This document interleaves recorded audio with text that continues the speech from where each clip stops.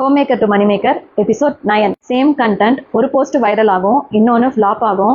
அதுக்கு ரீசன் என்ன தெரியுமா? நிறைய பேர் கண்டென்ட்ல மட்டும் கான்சென்ட்ரேட் வச்சு எந்த டைம்ல போஸ்ட் பண்றதுன்றதை யோசிக்கவே மாட்டாங்க.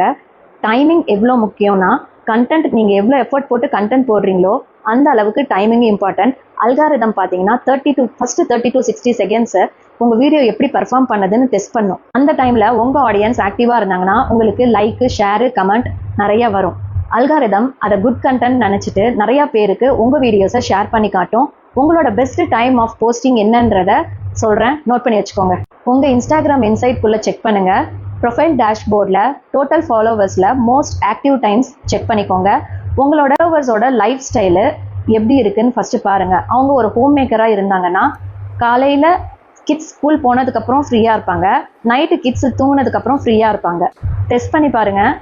ஒரே கண்டென்ட்டை டிஃப்ரெண்ட் டைமில் போஸ்ட் பண்ணி கம்பேர் பண்ணி பாருங்கள். எந்த டைமில் உங்கள் ஆடியன்ஸ் ஆக்டிவாக இருக்காங்க இல்லைன்றதை தெரிஞ்சுக்கோங்க. ஜென்ரலாக பெஸ்ட் டைம் பார்த்தீங்கன்னா காலையில் 7 to 9 AM, அப்புறம் ஈவினிங் டைமில் பார்த்தீங்கன்னா 7 to 9.